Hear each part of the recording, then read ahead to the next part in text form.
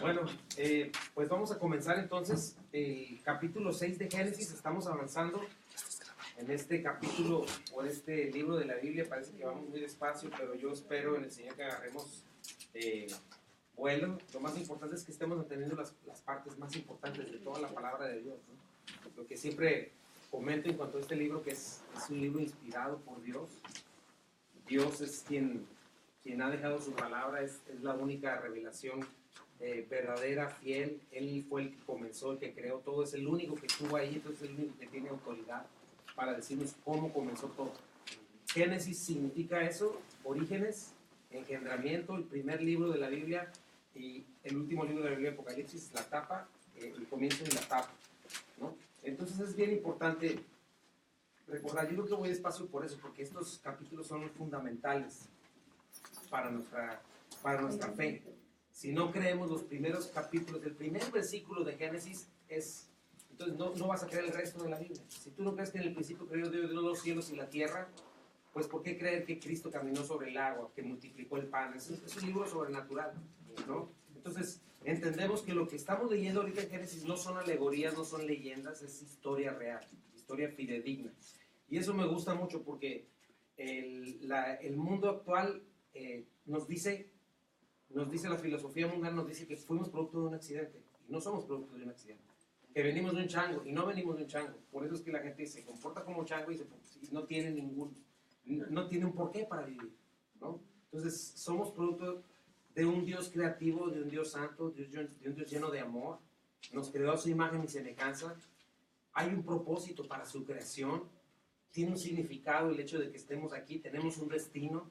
Y hemos aprendido que la Tierra es el centro de su creación, ¿no? Puedes ver que por más que han ido a buscar en otros planetas, no existe, no hay ni lo van a encontrar. Solo hay un planeta que Dios creó como el centro de su creación para crear un grupo de gente, para después hacerlo parte de su reino, ¿no? Y primeramente redimirnos y después formar parte del reino de Dios. Vimos en el capítulo 1 y 2 un mundo perfecto, lo que Dios había creado, literalmente el cielo en la tierra como Dios lo había creado, que nosotros estuviéramos en comunión con Él. Pero algo pasó, en el capítulo 3 lo vimos la caída del ser humano, ¿no? Y eso explica todo, la situación actual del ser humano. ¿Por qué estamos llenos de tantos problemas? ¿Por qué esa tendencia al pecado? ¿Por qué esa culpa? ¿Verdad? Entonces aprendemos también otra cosa muy importante con respecto al mundo y con respecto a lo que dice el mundo y lo que dice la Biblia. El mundo dice que primero comenzó todo con una amiba, y esa amiba fue evolucionando y hasta que se convirtió en toda la complejidad que vemos hoy. Pero la Biblia nos dice que es al revés. Todo comenzó perfecto y vamos como en una involución o una retroevolución, no sé si se diga así, pero vamos al revés, vamos en retroceso, y eso es claro, ¿no? El hombre comenzó en lo más alto y ha venido bajando poco a poco. Entonces, desde el principio, capítulo 3 nos ha mostrado Dios la necesidad del ser humano que tiene de un Salvador, ¿no? Como Adán había pecado, pero en ese justo mismo momento Dios promete a un ser que vendría a salvarnos, ¿no? La simiente de Eva. El último Adán, el postrer Adán, le dice la Biblia. Y a partir de ahí vemos, después del capítulo 3, vemos todo pecado, pecado, pecado, pecado, pecado, hasta que lleguemos a Apocalipsis, primeramente Dios. Hasta los últimos 2 capítulos de Apocalipsis vamos a ver todo restaurado, igual como todo comenzó. Pero tenemos que poner como cristianos nuestra mente en esas cosas eternas, ¿verdad? Porque si nos enfocamos solo en el aquí, en el ahora y en lo que estamos viviendo, la verdad es que es fácil frustrarse, es fácil perder la esperanza, ¿no? Entonces tenemos que entender eso, estamos de paso, ¿no? Somos extranjeros y peregrinos, eso es lo que hemos venido viendo. Y luego vimos en la vida de Caín, capítulo 4, ¿no? Cómo comienza realmente la filosofía del ser humano, ¿no? Abandonar a Dios, darle la espalda, crear mi propio Edén, crear mi propio cielo sin Dios. No quiero a Dios conmigo porque ya le di la espalda. Y luego, si checas, Adán y Eva tuvieron vergüenza, culpa, y luego ya se convierte, escala el pecado, orgullo, rebeldía, envidia, llega el primer asesinato. Después llega Lamec, ¿verdad? O el quinto, no me acuerdo bien, de Caín, su quinta generación, ya totalmente la filosofía de este mundo. Yo no necesito a Dios. Lamec piensa eso. No, yo soy mi propio Dios, yo forjo mi propio destino, yo soy el dueño y el autor de mi propia identidad, yo pongo el estándar, yo pongo yo digo lo que está bien y lo que está mal. O sea, yo puedo ser el autor de mi propia provisión, de mi propio gozo, de mi propia seguridad. Soy suficiente y lo último que quiero es un Dios que me esté juzgando, ¿no? Y esta humanidad que vemos hoy en día precisamente, y todos antes de venir a Cristo traemos esta filosofía en la mente, ¿no? Creemos que tenemos el control de nuestras vidas, pensamos así, ¿no? ¿Quién necesita un hogar celestial? ¿Quién necesita estar cubierto por la gloria de Dios? Y tenemos a Polo, ¿no? Ralph Lauren. Entonces, hacemos marcas de ropas, etcétera, gozo a nuestra manera, ¿no? Y cómo Caín forma esa ciudad, ¿no? Una ciudad que representa precisamente el mundo lejos de Dios. Una sociedad orgullosa, ya la Meca al final ya es desvergonzado, ya no está diciendo, híjole, lo maté por eso, no, ya es, lo maté y yo soy tough, ¿no? Como dicen aquí, ¿no? Entonces es lo que estamos viendo, ¿no? El mundo sigue el camino de Caín, no, ¿verdad? Que es ser fugitivo, sin hogar, ¿verdad? Un mundo donde, porque vivimos precisamente en un mundo donde no podemos permanecer, por más que queramos, nadie va a permanecer en este mundo, por lo tanto estamos como Caín, a menos que vengamos a Cristo, ¿verdad? Porque en Cristo recuperamos un hogar y vamos a hacer ese hogar, pero aquí realmente no tenemos un hogar fijo, nadie de los que viven aquí, ¿no? Algo importante que estamos viendo también, que no debemos perder de vista en este mundo antediluviano, es que, lo he comentado cada jueves, Edén seguía ahí, Edén estaba ahí, o sea, no era una cuestión ¿cómo se llama esto? De evidencia, no era una cuestión de evidencias, Edén estaba ahí. Si cualquiera que estaba ahí podía haber ido y haber visto el lugar cerrado, pero ahí estaba Edén, ahí estaban los ángeles, ahí estaba la espada, ¿verdad? Revolviéndose, ahí estaba el trono de Dios, pero nadie quiso hacer caso. Otra cosa importante es que para este tiempo Adán siguió vivo. Más de la mitad del tiempo antes del diluvio Adán todavía estaba vivo. Cualquiera podía ir y preguntarle a Adán, oye, ¿es cierto esto, Adán? ¿Es cierto que pasó esto? Y Adán podía darles testimonio, ¿no? Y Adán todo el tiempo estuvo diciendo, ¿saben que este mundo no es nuestro hogar? Aquí no es nuestro mundo. Pongan sus ojos allá en Edén. Y sin embargo la gente decidió darle la espalda y irse lo más lejos de Dios posible. Ahora, seguimos viendo un Dios lleno de misericordia, aunque Caín representa toda esta humanidad, vemos la gracia de Dios en la línea de Set. ¿Te acuerdas de Set? Otro hijo de Adán y Eva. Dios no nos deja, pues, estrellarnos, ¿no? Set no representa a los buenos, ya vimos que no hay justo ni a un uno, no hay quien haga lo bueno, dice la palabra de Dios, pero Set sí representa a aquellos que creyeron, porque acuérdate, la salvación es por fe, no es por obras, es por fe. Aquellos que siguieron creyendo y poniendo su corazón en Edén, y no lo pusieron como Caín diciendo, no, pues ya está cerrado Edén, ni modo, vamos a quedarnos acá. ¿Para qué? ¿No? O sea, Set representa ese linaje, la misericordia de Dios. No nos abandona su suerte. Estos hombres comienzan a invocar a Dios. ¿Te acuerdas que comenzar es la palabra perforar, herir, romper, quitar algo con una cuña? O sea, fuerza de hombres que se levantan en medio de una generación maligna y perfecta para decir, no, aunque ustedes ya se hayan entregado a su carne y todo, nosotros seguimos pensando y creyendo que nuestra casa está en Edén, ¿no? Hombres que decidieron no entregarse a su naturaleza pecaminosa, ¿no? Entonces es lo que hemos visto, ¿no? Estamos en guerra y estos hombres fortalecidos en el poder de Dios se ponen la armadura y levantan la verdad. En medio de toda la oscuridad, y es lo que hace la iglesia hoy en día, levantamos la verdad. Seguimos diciendo, está Cristo, es verdad.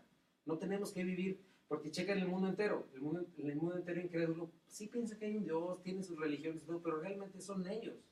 No es Dios, sino son ellos, ¿no? Entonces estos hombres comienzan a marcar un estilo de vida diferente, ¿verdad? Y comienzan a hacer lo que ya nadie hacía, invocar, celebrar, reconocer el nombre de Dios, ¿no? Y de esta simiente pues vendría Cristo, ¿no? Entonces es gente que quizá probó el camino de Caín, como todos nosotros en algún momento, que probamos el camino de Caín, pero supimos, de alguna manera Dios, que rico en misericordia, nos dio vida y nos hizo saber, pues no estuvimos nunca llenos, al contrario, quedamos hastiados de ese camino de Caín y finalmente nos dimos cuenta, no, aquí no es el rollo, es Edén. Edén es mi lugar, ¿no?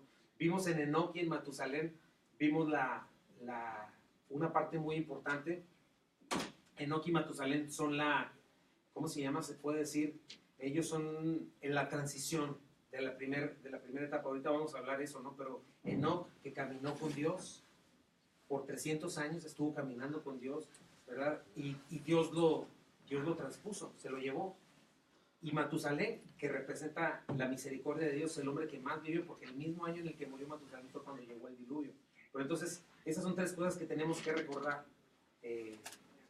tres tipos de personas. Enoc, que representa a la iglesia que un día va a ser arrebatada. Noé, que representa al pueblo de Israel, que en medio de la gran tribulación, cuando estemos en Apocalipsis lo vamos a ver, va a ser protegida de una manera especial por parte de Dios en medio de una persecución horrible, ¿verdad? Y la gente que es finalmente muerta en el diluvio, ¿no? Tres tipos.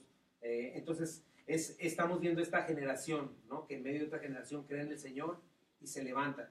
Y lo hemos visto. ¿Por qué es tan relevante Génesis 1 para nuestras vidas? No, pues precisamente porque lo que está pasando hoy podemos ver en aquello una fotografía de lo que va a pasar hoy cuando Jesucristo venga en los últimos tiempos. ¿Te acuerdas? Te dije que podemos dividir la historia humana en tres etapas grandes, porque hay muchas más etapas, ¿no? Pero son tres etapas grandes, que es la primera que estamos viendo desde Génesis 1 hasta el diluvio. Esa es la primera parte de la humanidad. Toda esa humanidad pereció. Después, desde Noé hasta que venga Jesucristo, que es casi todo el Antiguo Testamento, ¿no? Es la segunda generación. Y la tercera etapa es cuando Cristo vino, murió, resucitó, hasta que Él venga. Estamos en esta tercera etapa. Pero esta primera etapa de la creación hasta Noé, tenemos que ponerle mucha atención, porque la estamos viendo resumida. Estamos viendo toda una civilización y todo un mundo que nosotros vivimos. Estamos hablando de casi 2 milenios o milenio y medio, o sea, es mucho tiempo, resumido en 3 capítulos.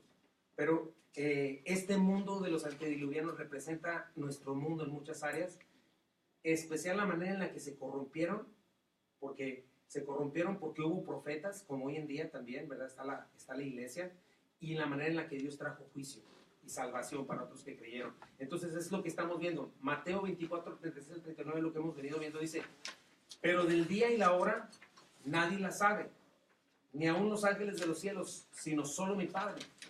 Checa, está hablando Jesús en Mateo 24 acerca de los tiempos del fin, precisamente, versículo 36. Pero ¿quieres saber algo?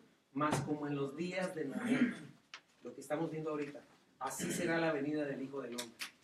Y eso es lo que estamos viendo ahorita, porque como en los días antes del diluvio estaban comiendo y bebiendo, casándose y dándose en casamiento hasta el día en que Noé entró en el arca, y no entendieron hasta que vino el diluvio y se los llevó a todos. No entendieron, ¿verdad? Subraya ahí, así también será la venida del Hijo del Hombre. Y es lo que estamos viendo en estos cortos capítulos. Una generación que no quiso creer, que no quiso entender, y que en un momento de repente llega algo. En Hebreos nos habla de que cosas que no se ven. ¿Por qué? Porque nunca había llovido. Bueno, ya vamos a hablar de eso la otra semana, ¿no? Pero nunca había llovido. Cuando Moisés estaba construyendo el arca, ¿qué le pasa? ¿Qué está haciendo? Jamás había llovido, imagínate. Y que se va a inundar todo. ¿Qué es eso? ¿De qué me hablas? ¿No? Entonces, ellos estaban hablando de algo que nunca había sucedido, así como nosotros estamos hablando de algo que nunca ha sucedido, y la gente nos puede tildar como locos, ¿no? ¿De qué hablas? ¿Un juicio? ¿7 años de gran tribulación? Sí, son cosas que no se ven, pero que vienen. Y estaban en esta misma situación, ¿no? Entonces, de Adán hasta el diluvio son 1656 años, Dios esperando el arrepentimiento del ser humano. Pero al contrario, en esos 1656 años, la humanidad queda corrupta y queda sin remedio, lista para el juicio, ¿no? Entonces, vimos desde el comienzo de Caín, ¿verdad? Desde Caín el espíritu anti Dios, pero ahorita vamos a ver la consecuencia, porque puede parecer muy bonito, ¿no? Puede parecer perfecto. Vamos a ver algunos textos de la Gran Babilonia, ¿no? Cómo la gente va a pensar: ya triunfamos, o sea, ya se fue a la iglesia, ya no nos molesta, ya no hay nadie que nos diga que está mal que abortemos, no hay nadie que nos diga mal que hagamos esto, que hagamos lo otro, vamos a darle con singular alegría al pecado. Pero sin embargo, no queda así, porque obviamente viene violencia, vienen muchas cosas, ¿no? Y eso es lo que vamos a ver el día de hoy, ¿verdad? No se trata de evidencia, ya lo dije al principio, la gente no necesita evidencia para creer, hay suficiente evidencia, es un problema de incredulidad. Entonces, hoy vamos a ver la corrupción de la humanidad. Vamos a ver unos cuantos versículos acerca de eso, vamos a ver de los versículos 1 al 8. Entonces, vamos a dar lectura, Génesis 6, versículos del 1 al 8, dice: aconteció que cuando comenzaron los hombres a multiplicarse sobre la faz de la tierra, y les nacieron hijas, que viendo los hijos de Dios que las hijas de los hombres eran hermosas, tomaron para sí mujeres, escogiendo entre todas. Y dijo Jehová: no contenderá mi espíritu con el hombre para siempre, porque ciertamente él es carne, mas serán sus días 120 años. Había gigantes en la tierra en aquellos días, y también después que se llegaron los hijos de Dios a las hijas de los hombres, y les engendraron hijos, estos fueron los valientes que desde la antigüedad fueron varones de renombre. Y vio Jehová que la maldad de los hombres era mucha en la tierra, y que todo designio de los pensamientos del corazón de ellos era de continuo solamente el mal. Y se arrepintió Jehová de haber hecho al hombre con la tierra, y le dolió en su corazón. Y dijo Jehová, raeré de sobre la faz de la tierra los hombres que he creado, desde el hombre hasta la bestia, y hasta el reptil, y las aves del cielo, pues me arrepiento de haberlos hecho. Pero Noé halló gracia ante los ojos de Jehová. Hasta ahí vamos a leer, ¿no?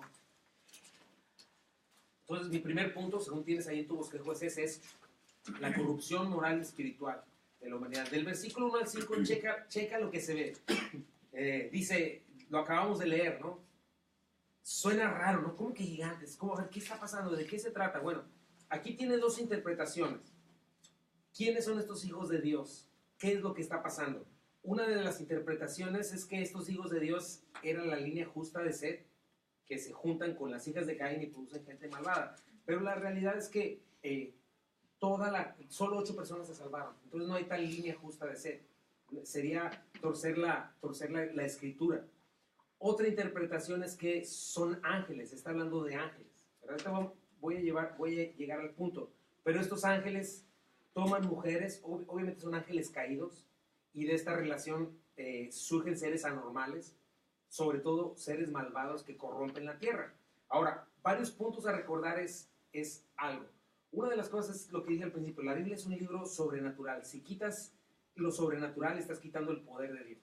¿Ok? Obviamente no estamos hablando de algo esotérico, superstición o ignorancia, no. Estamos hablando del poder sobrenatural de Dios, fuera de esta creación, ¿no?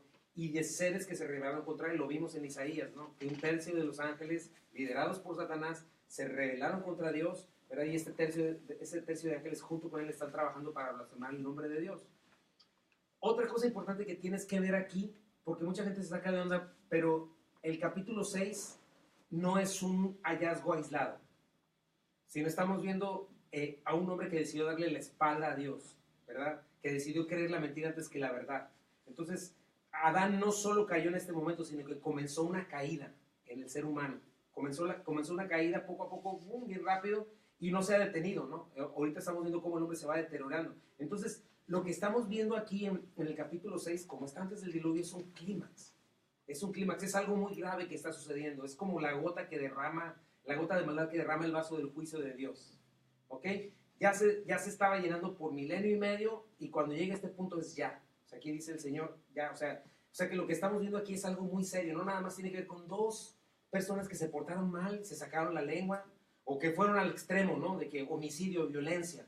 No, estamos hablando de algo todavía más complicado, más oscuro, ¿no? La Biblia dice que Dios tiene vasos de ira reservados para precisamente juicio, que se están llenando poco a poco, pero se van a derramar. Imagínate este vaso, si le empiezan a caer gotas hasta que llena. Entonces cuando se derrama es cuando ya Dios lo voltea. Pero hasta ahorita no sé cuánto esté, pero el vaso de ira sobre este mundo está ahí, llenándose, gota a gota, hasta que llegue el momento en el que se llene, se derrame y va a caer sobre nosotros, ¿no? Por ejemplo, Génesis 15:16 dice, y en la 4ª generación se volverán acá porque aún no ha llegado a su colmo la maldad del amorreo hasta aquí. O sea, estoy poniendo un ejemplo de cuando llegó Israel, ya fue un juicio para ese pueblo porque se colmó, se llenó el vaso de ira sobre ellos, ¿no? Cuando entró Israel en la tierra prometida, se les acabó el 20. Daniel 8:23 dice, y al fin del reinado de estos, cuando habla de la comunidad, habla de la cuestión de la gran tribulación, pero dice, al final del reinado de estos, cuando los transgresores lleguen al colmo, se levantará un rey altivo de rostro y entendido en enigmas.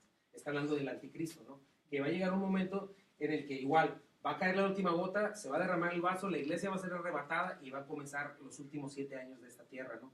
Romanos 9:22 dice, ¿y qué si Dios, queriendo mostrar su ira y hacer notorio su poder, soportó con mucha paciencia los vasos de ira preparados para destruirnos? Eso es lo que nos está diciendo, es lo que estamos viendo aquí. En nuestra era ese vaso se está llenando. ¿Cuánto le falta para derramarse? No sabemos. Sabemos que Dios es longánime, ¿verdad? Nadie sabe ni el día ni la hora, pero sí sabemos que hay señales que nos muestran que está cerca, ¿no? Entonces, lo que estamos viendo ahorita es algo oscuro y es algo malvado. No nada más es cualquier cosa, ese es el colmo de la maldad, y ahorita lo vamos a ver, pero se va a ver en la gran tribulación esta situación. Versículo 1. Aconteció que cuando comenzaron los hombres a multiplicarse sobre la faz de la tierra y les nacieron hijas. Bueno, lo primero que te muestra, ya lo hablamos hace varios jueves, es que había una gran población para ese tiempo. No pienses que nada más los nombres que están ahí en Génesis 1, 2 y 3 son los que existían, o del 1 al 6, no. Ya había billones de personas, ¿no? Imagínate, si solamente en 200 años en nuestro tiempo, de 6 mil millones de habitantes que había en 1800 al año 2000, se ha ido hasta 7.500 millones de habitantes. O sea, 1,5 millones de millones de personas en 200 años, ¿verdad? A un ritmo de una persona que vive, ponle 80 años, y que una familia que tiene por lo menos 4 o 5 hijos en su vida, ¿no? Entonces, pero estamos hablando de gente muy longeva, que vivía hasta 500, 600, 700 años. Ya vimos por qué, ¿no? Por las condiciones de aquel tiempo, era muy, muy cerca del tiempo cuando la gente cayó, podría haber un domo de agua que no dejaba caer los rayos ultravioletas, etc. Había muchas cosas que hacían que la gente viviera muchos años. Entonces estás hablando de que había una explosión demográfica grandísima, ¿no? Entonces es bien importante. Otra cosa importante es que no era gente estúpida, no eran hombres de las cavernas como nos pone la evolución, ¿no? Golpeándose la cabeza. Hay ruinas por todos lados. Obviamente les dan un chorro de interpretaciones, pero han encontrado, por ejemplo, en el lago Titicaca, todas estas cuestiones en Perú, todas estas cuestiones de Atlantis y cosas que han visto, otras cosas de que hay evidencias de que hubo civilizaciones de mucha gente con una, ¿cómo se dice? Una ciencia muy avanzada. Y es de lo que estamos hablando, simplemente está hablando de esto, de que hubo una gran civilización llena de gente muy inteligente, ¿no? Por ejemplo, las pirámides. Hay algunas técnicas de las pirámides que hoy en día ni siquiera han podido descifrar cómo las hacían, con qué precisión las hacían con respecto a los cielos y todo eso. Y cosas muy, muy interesantes, ¿no? Pero es esto, había mucha gente. Después nacen estas mujeres, dice el versículo 2, que viendo los hijos de Dios que las hijas de los hombres eran hermosas, tomaron para sí mujeres, escogiendo entre todas, ¿verdad? Ahora, ¿quién eran estos hijos de Dios? Bueno, el mejor comentario de la Biblia es la misma Biblia. La palabra hijos de Dios es la palabra Ben Elohim, y en la Biblia se utiliza otras 3 veces en Job, ¿verdad? Job 1, Job 2 y Job 38, pero siempre se está refiriendo a seres angelicales, ¿no? De hecho, hay una traducción, la Septuaginta, que es una traducción que se hizo del hebreo al griego en el año 70 después de Cristo pues precisamente los hebreos, porque muchos de ellos habían perdido ya el idioma, entonces la traducen, pero ellos literalmente traducen los ángeles de Dios. Hay muchos historiadores judíos, como Josefo, por ejemplo, sencillamente ellos le llaman, eran ángeles de Dios, ¿no? Y yo creo que, por ejemplo, Judas y Pedro mencionan esta misma situación. Primera de Pedro 3, 18 al 20 dice, porque Cristo murió por los pecados una vez por todas, el justo por los injustos, a fin de llevarlos a ustedes a Dios. Él sufrió la muerte en su cuerpo, pero el Espíritu hizo que volviera a la vida. Versículo 19 dice, por medio del Espíritu fue y predicó a los espíritus encarcelados. Porque en los tiempos antiguos, en los días de Noé, desobedecieron, cuando Dios esperaba con paciencia mientras se construía el arca. En ella solo pocas personas, 8 en total, se salvaron mediante el agua.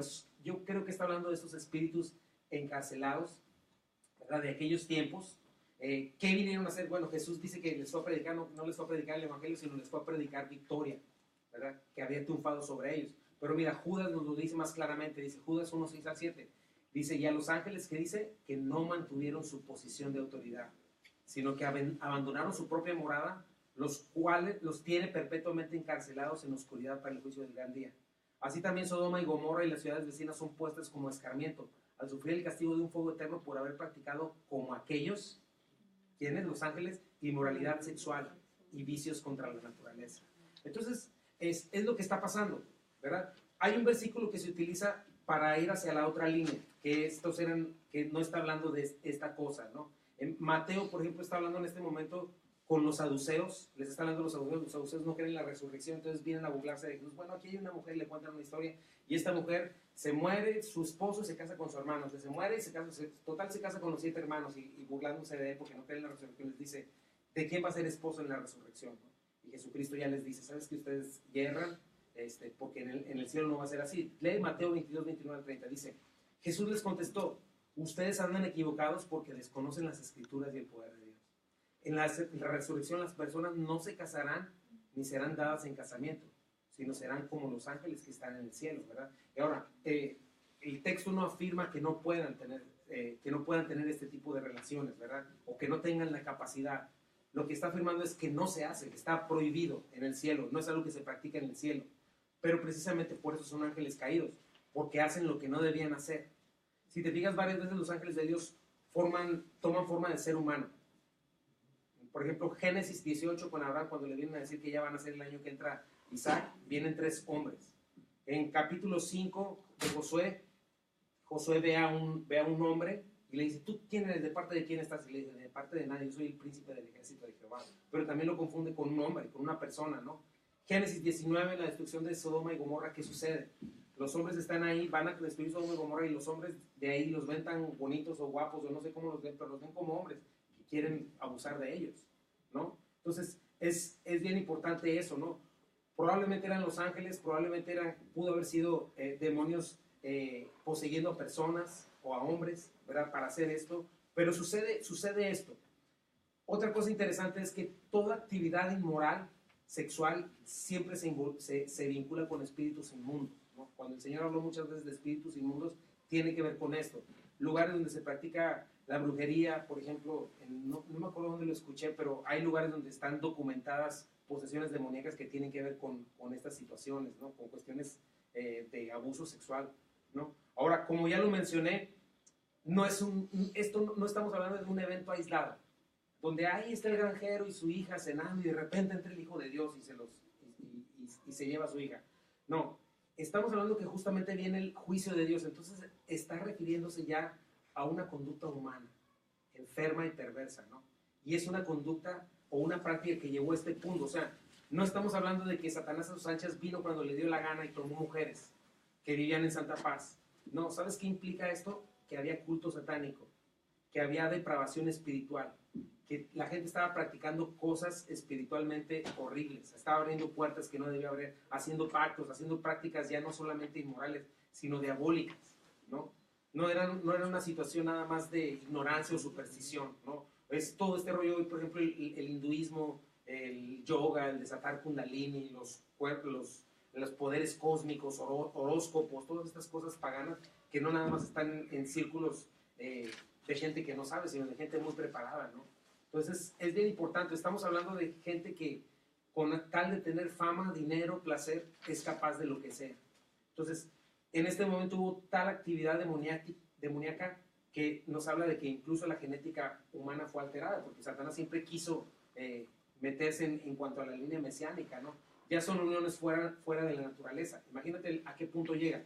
Ya no nada más son uniones de hombres con hombres, mujeres con mujeres, mujeres con niños, hombres o mujeres con animales o con lo que sea, con un árbol, porque ya se ve eso, sino ya lo que estás viendo, que ya es una civilización que está tan corrompida que ya es una cuestión donde es abierto todo este rollo del satanismo, ¿no? Entonces el Señor tiene que decir, hasta aquí. Ahora, esto es imagen, sombra de lo que viene, de la gran tribulación. Por ejemplo, no sé si hayan leído Apocalipsis, pero hay cosas muy oscuras que están sucediendo en ese tiempo. Es parte de lo mismo, ¿no? Cosas raras. De alguna manera, hoy el Espíritu Santo está presente en la iglesia. Nosotros estamos orando por cualquier situación que surge, pero cuando venga la gran tribulación nosotros vamos a ser arrebatados. Hoy en día el Espíritu Santo, Dios está deteniendo muchas de estas cosas, pero cuando ya venga este tiempo, Dios va a quitar. Entonces otra vez van a empezar a suceder estas cosas tan complicadas. Por ejemplo, lee conmigo Apocalipsis 18, 1 al 3. Dice, después de esto vi a otro ángel que bajaba del cielo, tenía mucho poder, y la tierra se iluminó con su resplandor. Gritó a gran voz, ha caído la gran Babilonia, se ha convertido en morada de demonios y en guardia de todo tipo de espíritu maligno, en nido de ave impura y detestable. Perdón, porque todas las generaciones han bebido el excitante vino de su adulterio. Los reyes de la tierra cometieron adulterio con ella, y los comerciantes de la tierra se enriquecieron a costa de lo que ella despilfarraba en sus lujos. Dice el versículo 7, Apocalipsis 18, 7.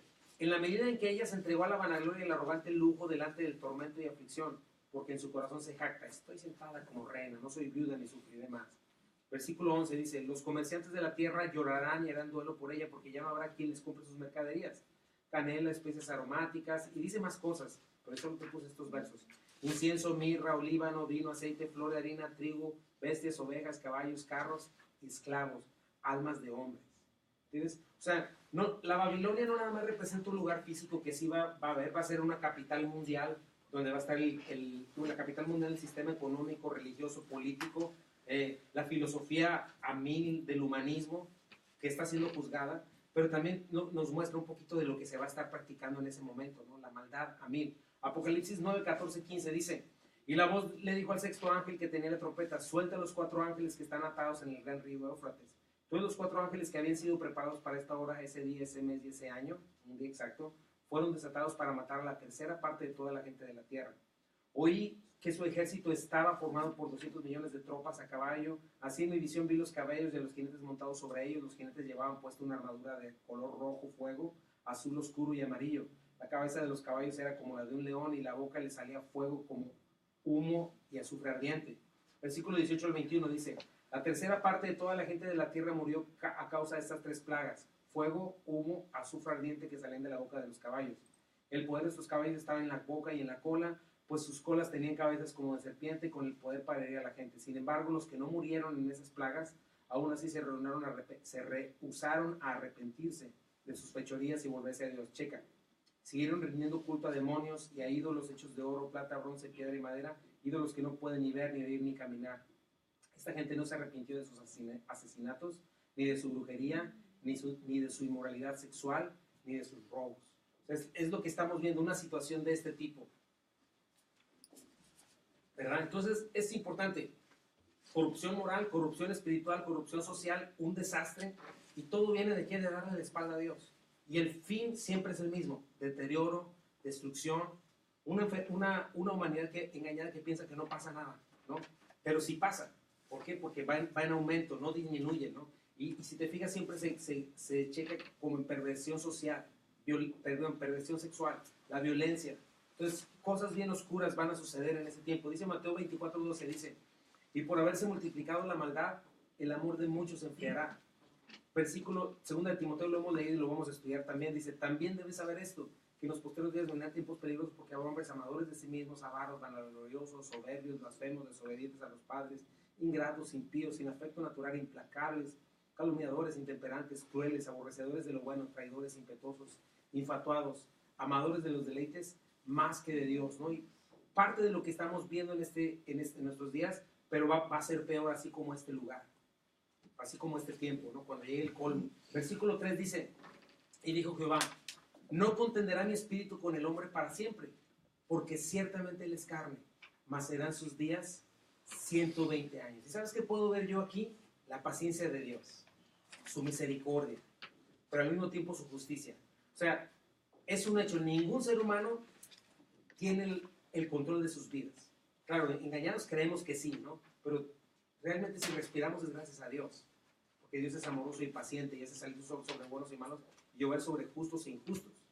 Pero es importante lo que dice Romanos 1:18, ¿no? Porque la ira de Dios se revela desde el cielo contra toda impiedad e injusticia de los hombres que detienen con injusticia la verdad. Entonces, algo que tenemos que ver, y me gustó este versículo, es eso: que si no ha llegado al fin todavía para nuestros días, es por su amor. Yo me pongo a pensar, no sé cuánto tiempo tengan ustedes de creyentes, pero si no llegó el Señor hace 20 años, cuando yo no era cristiano, fue por su gracia. Si Él hubiera llegado hace 20 años, sí, estaba revolcando mis pecados, ¿no? Y si hubiera llegado, hubiera sido justo, porque Él me dio testimonio muchas veces de que Él venía, de que Él vivía, ¿no? Pero es lo que está diciendo aquí. El Señor dice que ya no contuvo más. Romanos 1:19-21 dice: porque lo que de Dios se conoce les es manifiesto, pues Dios se los manifestó. Porque las cosas invisibles de Él, su eterno poder y deidad, se hacen claramente visibles desde la creación del mundo, siendo entendidas por medio de las cosas hechas, de modo que no tienen excusa. Pues habiendo conocido a Dios, no le glorificaron como a Dios ni le dieron gracias, sino que se envanecieron en sus razonamientos y su necio corazón fue entenebrecido. Entonces, como te digo, no es un problema de falta de evidencia, de rebeldía, porque tenemos a un Dios que dice: mi espíritu no contenderá con ellos. ¿Qué significa? Que Dios y su Espíritu Santo constantemente, nosotros, la iglesia, incluso en el testimonio de las cosas hechas, como lo vimos aquí, Dios constantemente está diciéndonos: volteen a mí, les amo. Pero la humanidad siempre está endureciéndose hasta que ya no quede remedio. Pero en este momento el Señor está diciendo: hasta aquí. Y me llama la atención algo, checa, dice: hasta aquí. ¿Y sabes qué me impresiona? 120 años más. Porque no les está diciendo que de ahora en adelante ya no van a vivir 900 años, sino 120 años. No, porque cambió la edad en la que murieron. Por ejemplo, Abraham muere de 175 años, Moisés muere de otra edad, etcétera. Pero no está diciendo eso. lo que está diciendo es que a partir de aquí iban a pasar 120 años, Matusalén moriría y en ese mismo día, en ese mismo año, perdón, iba a venir el diluvio. O sea, que Dios todavía les está dando 120 años más de gracia, que es mucho, 120 años donde Noé, lo vamos a ver la semana que entra, va a estar pregonando la justicia, va a estar predicando el evangelio, va a estar haciendo el arca.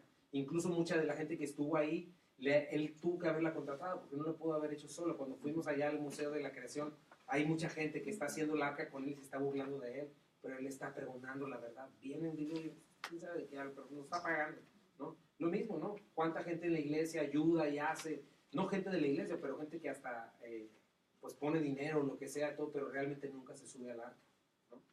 Pero eso sucede. Dice Génesis 6:4, dice, había gigantes en la tierra en aquellos días, y también después que llegaron los hijos de Dios a las hijas de los hombres, y le engendraron hijos. Estos fueron los valientes que desde la antigüedad fueron varones de renombre. Aquí también pues es parte del versículo anterior, ¿no? Los nefil o nefilim, también les dicen, los caídos. Significa derribador, tirano, gigante, ¿verdad? Hay quienes no creen que se trate de la descendencia entre los hijos de Dios y las hijas de los hombres, pero yo pienso que el texto lo está afirmando, ¿no? Ahora, si tú checas, igual hay muchos fósiles, huellas fosilizadas, leyendas, incluso no leyendas, sino historia real como David y Goliat, ¿verdad? Aunque eso es después del diluvio, pero siempre ha habido estos hombres, ¿no? Josefo, por ejemplo, hace como una comparación entre los héroes mitológicos de los griegos, que son mitad hombre, mitad Dios, con este tipo de hombres. O, claro que las leyendas son leyendas, pero sí creemos lo que estamos mencionando. Había una actividad satánica. Eso es lo que estamos viendo, que probablemente afectó y estaba todavía corrompiendo con más fuerza todo ese mundo, ¿no? Y es lo mismo que nosotros creemos hoy, ¿no? Simple y sencillamente, ¿qué dice Efesios 2:2? Dice, anduvimos en otro tiempo siguiendo la corriente de este mundo, conforme al príncipe de la potestad del aire, el espíritu que ahora opera en los hijos de desobediencia. Hoy está operando Satanás. Efesios 6:12, no luchamos contra enemigos de carne y huesos, sino contra gobernadores malignos y autoridades del mundo invisible, fuerzas poderosas de este mundo tenebroso y contra espíritus malignos de los lugares celestiales, ¿verdad? Entonces, hace ratito estaba orando, creo que Glorita, acerca de eso, ¿no? Pero, ¿quién crees que maneja en el fondo todas esas mafias de drogas, toda esa esclavitud sexual, pornografía de cualquier tipo, toda la maldad que existe? ¿Quién crees que maneja por detrás gobiernos corruptos dedicados a la maldad, ¿no? ¿Quién crees que va a estar detrás del anticristo? Al final, pues Satanás, ¿no? Un hombre totalmente controlado por Satanás. Y ese hombre va a tener habilidades muy especiales. Empoderado, dice que va a ser, ¿cómo se dice? Señales, que la gente la va a engañar, ¿no? Y va a subyugar. Pero, otra vez, estamos hablando de la imagen de lo que sucederá en los últimos tiempos, ¿no? Y mucho de esto lo hemos venido viendo. Por ejemplo, la filosofía de este mundo ya está globalizada con todo este rollo de los medios sociales, ¿no? La ONU, la UNICEF, los derechos humanos, son organizaciones que comparten ya una filosofía humanista. Ya se está viviendo una religión que tiene que ver con eso, ¿no? Ahora, el punto yo creo con estos seres no es solo su tamaño, porque hoy tenemos en día gigantes hipofisarios, ¿no? Que han habido gente muy alta porque se enferma de hipófisis y todo ese rollo. No estamos hablando solamente de gente altísima, sino estamos hablando con gente con una capacidad de maldad muy grande, con una capacidad de influencia sobre la tierra. Y es el resultado precisamente de una humanidad idólatra, ¿no? Que le abre las puertas a todas estas cosas, cuando solamente le importan los deseos de los ojos de la carne y la vanagloria de la vida, ¿no? Piensa en eso. ¿Cuánto hoy, la filosofía que tenemos, cuánto valora una jovencita su cuerpo hoy en día? En México se hizo una encuesta, ¿no? De ¿a quién matarías por $1.000.000? ¿No? Hay unos que no, hasta mi abuelita, ¿no? Entonces es una perdición total de la piedad, pérdida total de la piedad, ¿no? Es gente anti Dios, separada de Dios, y este camino sigue para allá, ¿no? Ahora vamos al siguiente punto, punto número 2. Dios es el juez, ya vimos como que toda la parte bien oscura, ¿no? Bueno, vamos a ver todavía un poquito más. Dice, y vio Jehová que la maldad de los hombres era mucha en la tierra. Interesante, ¿quién es el que está viendo? Jehová, ¿no? Entonces es algo que tenemos que aprender nosotros, mis hermanos, que podemos guardar. El resultado de alejarnos de Dios es este. Inmediatamente que empezamos a parar nuestros devocionales, nuestro tiempo con Dios, empieza nuestra carne, ¿verdad? Y totalmente alguien, si se alega, ¿verdad? Totalmente es como leche fuera del refrigerador, ¿no? Se echa a perder hasta que queda algo horrible. Pero lo que estamos viendo es el resultado de una humanidad que le dio el corazón a un Dios equivocado. O sea, Un gobierno corrupto, gente corrupta, llena de idolatría, vicios de cualquier tipo, satanismo, todo esto es influencia demoníaca. Y acuérdate cómo comenzó todo, ¿te acuerdas? Con algo pequeñito. Y así puede empezar en nosotros. ¿Qué le dijo Dios al hombre? Obedéceme, por favor. No, obedéceme, simple y sencillamente muéstrame tu lealtad. No comas de ese árbol, de la sabiduría del bien y del mal. ¿No? ¿Y qué le dice Satanás? Ahí comienza todo. ¿Cuál es el centro del pecado? No confiar en Dios, no creer en Dios y creer la mentira. Sencillamente, ¿qué le dijo Adán? ¿Qué le dijo Satanás a Adán? Génesis 3, 4 al 7. A Eva, perdón. No morirán. Respondió la serpiente a la mujer: Dios sabe que en cuanto coman del fruto se les abrirán los ojos, serán como Dios con el conocimiento del bien y del mal. Y la mujer quedó convencida. Vio que el árbol era hermoso, su fruto parecía delicioso, quiso la sabiduría que le daría, así que tomó el fruto, lo comió. Después le dio un poco a su esposo que estaba con ella también, y en ese momento se les abrieron los ojos, sintieron vergüenza por su desnudez, cosieron de hojas para higuera para cubrirse. Ahí comenzó. Pero mira en qué se convirtió. En qué se convirtió su pequeña alianza, una pequeña mentira. El no confiar en Dios y confiar en la mentira de Satanás. Entonces tenemos que entender eso, mis hermanos, porque cada día de nuestras vidas nos estamos enfrentando a la misma disyuntiva. Cada vez que estás frente al pecado, cada vez que estás frente a la decisión de ser piadoso, de ser correcto o no, de hacer justicia o no, de entregarte a tu carnalidad o no, de vivir como el mundo, pues todo el mundo lo hace, de entregarte a tus pasiones, de vivir por convicciones equivocadas, todo el tiempo Dios a nosotros nos está hablando en su palabra, a nuestro corazón, su Espíritu Santo. Y las dos cosas tienen un costo muy alto. Una, en el momento, obviamente, hacer lo correcto muchas veces requiere sacrificio. Cuando tienes un mundo burlón, dices, tú, pues, que tu religión no te deja, cualquier cosa que te dicen, ¿no? Y ellos aparentan muy felices, pero el costo para el incrédulo es mucho más alto. Dice el Salmo 37, 1 al 3, dice: no te impacientes a causa de los malignos, ni tengas envidia de los que hacen iniquidad, porque como hierro serán pronto cortados, y como la hierba verde se secarán. Confía en Jehová y haz el bien, y habitarás en la tierra. Siempre habla de habitación, y te apacentarás de la verdad. Entonces, checa algo, Dios es el testigo. Dios ahorita está viendo, no cierra sus ojos. Te dije al principio, la copa del aire está llenándose poco a poco hasta que se derrame, pero Dios está guardando pacientemente, pero hay un límite. Romanos 2, 4 al 5 dice: o menosprecies la riqueza de su benignidad, paciencia y la humanidad, ignorando que su benignidad te guía al arrepentimiento. Pero por tu dureza y por tu corazón no arrepentido atesoras para ti mismo ira para el día de la ira y de la revelación del justo juicio de Dios. Entonces, checas cómo de que la maldad, lo primero, haberle dado la espalda a Dios solo comenzó con vergüenza, ahora se convierte en toda clase de malos, de cosas malas, ¿no? Checa Romanos 1, 26 al 28, la lista rápidamente dice: Dios los abandonó a sus pasiones vergonzosas. Aún las mujeres se rebelaron contra la forma natural de tener relaciones sexuales y en cambio dieron rienda suelta a sexo unas con otras. Los hombres, por su parte, en lugar de tener relaciones sexuales normales con la mujer, ardieron en sus pasiones unos con otros. Los hombres hicieron cosas vergonzosas con otros hombres y como consecuencia de este pecado sufrieron de sí el castigo que merecían, por pensar que era una tontería reconocer a Dios, que fue lo que hizo Adán y Eva, o lo que es lo que hacemos nosotros al no recibir la verdad. Él los abandonó a sus tontos razonamientos y dejó que hicieran cosas que jamás deberían hacerse. Señalaron de toda clase de perversidades, pecados, siguiente, avaricia, odio, envidia, homicidios, peleas, engaños, conductas maliciosas y chismes. Son traidores, insolentes, arrogantes, fanfarrones, gente que odia a Dios. Inventan nuevas formas de pecar y desobedecer a sus padres. No quieren entrar en razón, no cumplen lo que prometen, son crueles y no tienen compasión. Saben bien que la justicia de Dios exige que los que hacen tales cosas merecen morir, pero ellos igual las hacen. Peor aún, incitan a otros a que también las hagan. ¿Qué pasó con Sodoma y Gomorra? Lo mismo. Checa en Génesis 18, 20 al 21. Dice: así que el Señor le dijo a Abraham: he oído un gran clamor desde Sodoma y Gomorra porque su pecado es muy grave. Bajaré para ver si sus acciones son tan perversas como he oído. Si no es así, quiero saber. O sea, ¿qué es lo que nos está diciendo Dios, Jehová? Dios es el juez, Dios es el dueño de todo. ¿Ok? Tú no permitirías que por mucho tiempo un extraño entrara a tu casa, lo he dicho antes, ¿verdad? Hiciera un desastre, lastimara a tus hijos, a tu esposa, rompiera todo lo que te costó trabajo hacer, obtener con mucho trabajo, que haga de tu vida un infierno. ¿Cuánto tiempo tardarías para sacarlo a patadas, verdad? Bueno, Dios ha esperado un milenio con nosotros aquí, y no es su voluntad que nadie se pierda.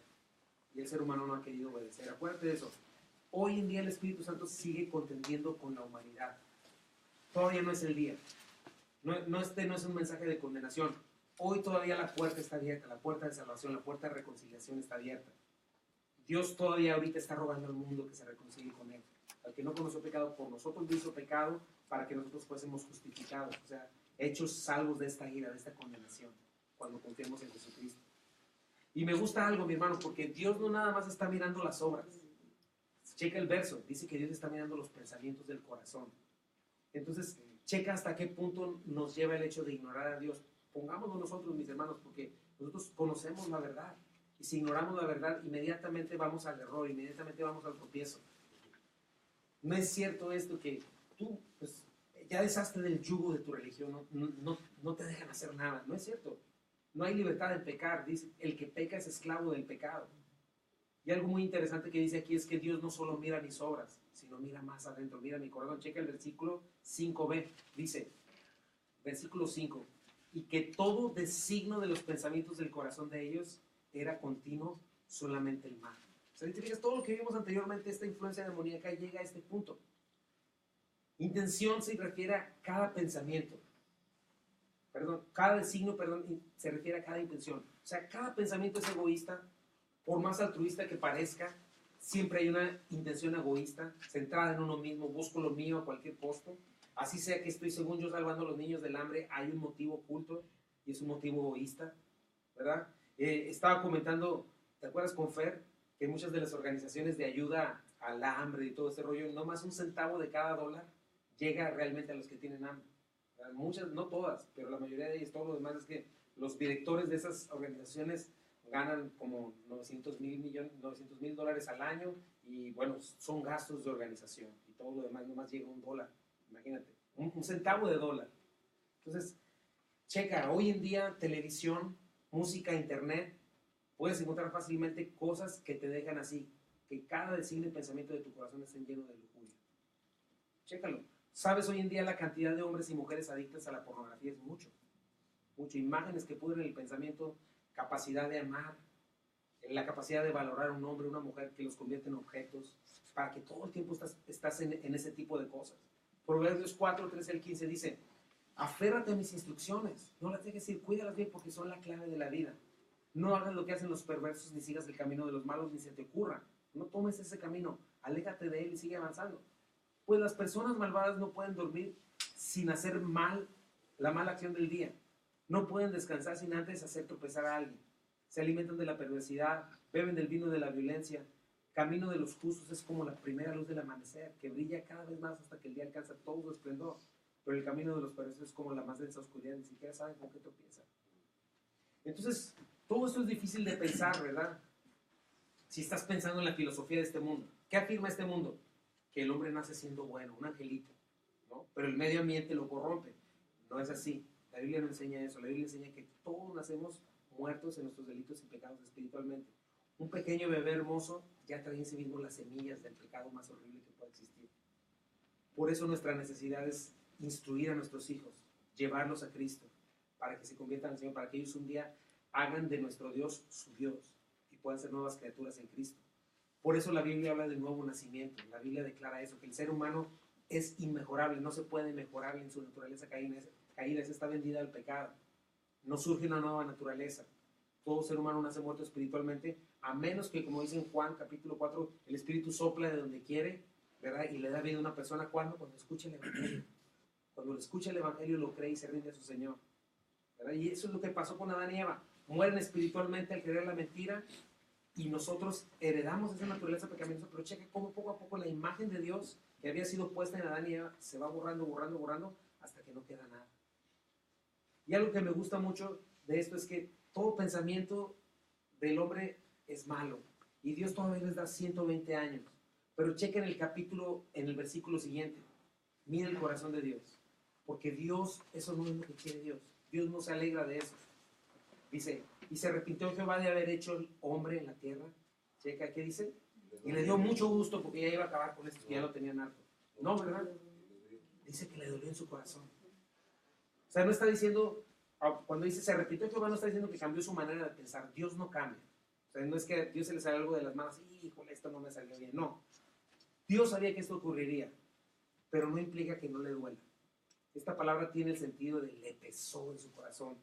Fue doloroso para eso, aunque él sabía que iba a suceder. Acuérdate de eso. Los malvados, Satanás, es quienes se alegran cuando alguien es castigado por su pecado. Cuando alguien le va mal, ándale, qué bueno, ya se lo merecía.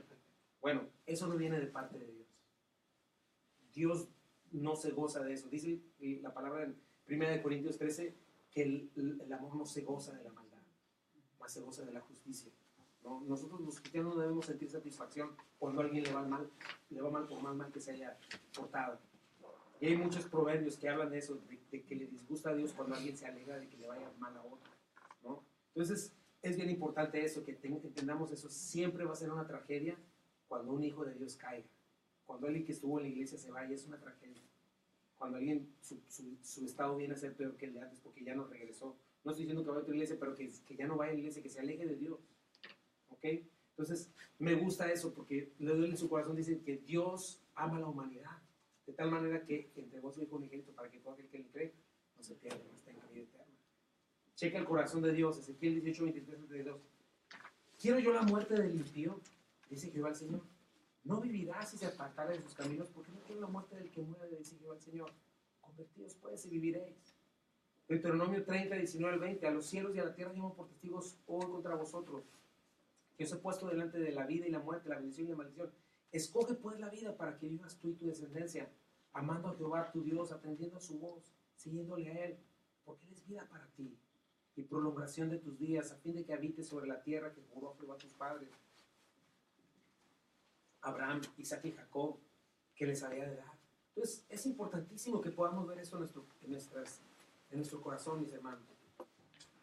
A Dios le duele, ¿no? Dios no creó toda esa belleza y perfección de los capítulos 1 a 2 para luego arrebatarnos y burlarse de nosotros. Dios lo hizo porque quería tener comunión con nosotros. El punto es que la humanidad no la quiere, se endurece hasta que ya no hay remedio. Entonces acuérdate de eso, mi hermano. No es cuestión de que hacer un ministerio más eficaz para que crean más. No, sí, qué bueno que prediquemos el evangelio, eso sí, ¿verdad? Pero eso no es lo determinante para que alguien crea.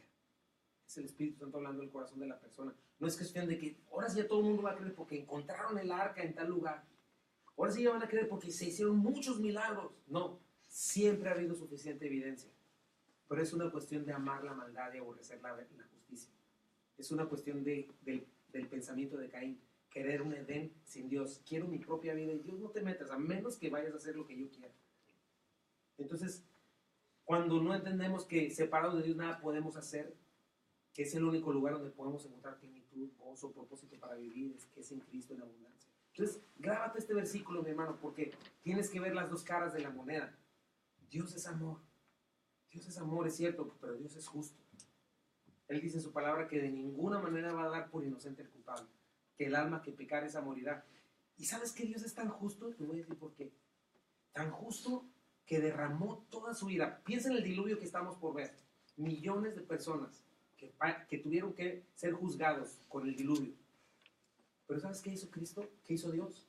Es tan justo que derramó ese mismo juicio tan pesado sobre su Hijo Jesucristo. Entonces tienes que pensar en eso. Por eso todo aquel que cree tiene salvación dentro del arca. Es lo que vamos a ver. ¿Quién es el arca? Jesucristo. El único lugar donde se puede ser salvo del juicio. Cristo es nuestra arca hoy. En Cristo, en la cruz, está la intención de Dios. Pero checa eso, Dios es amor porque murió por nosotros, pero es tan justo que no perdonó ni a su Hijo unigénito, porque lo puso a morir en nuestro lugar. Dios es tan justo que va a traer el juicio sobre los que no creyeron, pero no por malas obras o buenas obras, no por buenos y malos. Acuérdate que el mundo no está dividido en buenos y malos, sino en aquellos que creen, que se juzgan necesitados de un Salvador, y aquellos que no lo creen, porque aquellos que no lo creen le están haciendo una ofensa peor a Dios, porque Dios dio una salida. Dios dio la medicina, Dios trajo la salud, Dios trajo la manera de librarse de ese terrible juicio. La salida es Cristo, pero la humanidad no cree que es digno Cristo, que eso no es suficiente. Entonces ese es un pecado peor. Es estar diciendo Dios no es bueno, Dios no quiere mi bendición, y echa a la coladera la sangre de Cristo. Tienen a Cristo por insuficiente, por eso es lo que va a llevar al infierno a las personas. No es la maldad o la bondad. Todos hemos pecado y obviamente hay una transformación, pero lo que va a llenar el infierno es de gente que definitivamente no quiso creer y no le interesó la única salida que Dios trajo, que era Cristo Jesús, ¿no? Acuérdate de eso, es incredulidad, es seguir confiando en la mentira. Volvemos una vez más a Génesis, cómo todo llega hasta Génesis 3, ¿no? ¿Qué dice Dios? Soy muy bueno, quiero estar contigo, quiero tener comunión contigo, nomás no comas de eso. ¿Qué dice Satanás? No es cierto, es mentiroso, te tiene envidia, no quiere competencia, no le creas, créeme a mí. Esa precisamente es la base del pecado, creer la mentira y no creer la verdad.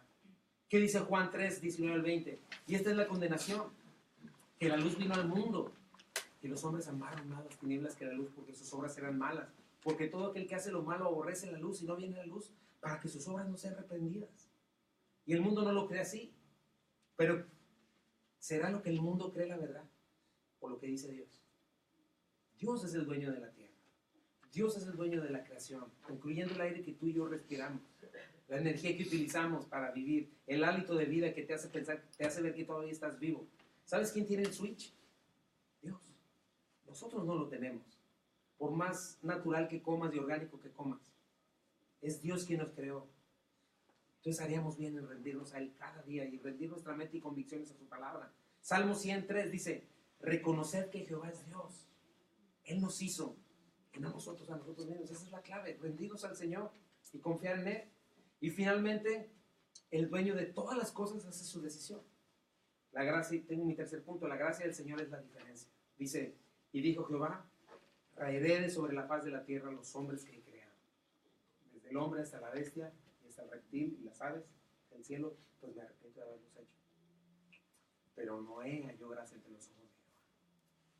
O sea, Dios pudo haber destruido todo desde Adán y Eva, pero no lo hizo, esperó hasta el día de hoy en Cristo, en una nueva creación. Y la semana que entrante vamos a estar viendo el diluvio, ¿verdad? Cómo de verdad la paga del pecado es muerte, cómo Dios es amor, pero Dios es justo. Pero date cuenta de eso, mi hermano. El pecado destruye todo, infecta todo. Porque nada en esa civilización se salvó. Todo se pudrió. ¿Por qué crees que Dios destruyó? Si no, nomás hubiera destruido a los hombres. Hay una cuestión interesante en el Antiguo Testamento que vamos a estar viendo en la ley, pero dice que si encontraban a una persona teniendo relaciones con otro animal, la persona iba a morir junto con el animal. ¿Por qué? Porque suceden cosas. Satanás y el pecado no nada más va a ensuciar, no nada más va a ensuciar tu propia vida, ensucia todo lo que te rodea. Y es todo, ¿verdad? Aquí quedó infectado absolutamente todo. Toda la creación, imagínate hasta qué punto se corrompió todo. Por eso cuando lleguemos a Apocalipsis, en la gran tribulación, vas a ver cómo Cristo, cómo Dios va a renovar toda la tierra, va a tener que renovarla por completo, aunque en ese tiempo no va a destruir a todos, pero sí a 2/3 partes de la humanidad, y una tercera parte va a quedar para el milenio. Pero eso es algo que tenemos que entender, mis hermanos. Si nosotros no tratamos con el pecado, es algo muy grave. Si nos entregamos a nuestra carnalidad, en cualquiera de sus presentaciones, sea en no perdonar, sea en lo que sea, nos va a traer muchos problemas, nos va a corromper y a lo que nos rodea. Y todo lo que el pecado toca, lo deja inservible. Entonces no vale la pena, mi hermano. Toda esta influencia satánica, el haber hecho pactos con Satanás, todo este rollo, cada animal, todo quedó al punto de que Dios dice que lo raeré, o sea, lo tengo que borrar. Y lo hubiera hecho si no hubiera sido por su intervención, porque gracias a Dios hubo un hombre que halló gracia. ¿Qué fue? ¿Que Noé tuvo, fue el único bueno? No, ya lo hemos dicho, no es justo ninguno. Simple y sencillamente fue un hombre que se mantuvo con sus ojos puestos en Cristo, puestos en la verdad, ¿verdad? Si no, no se hubiera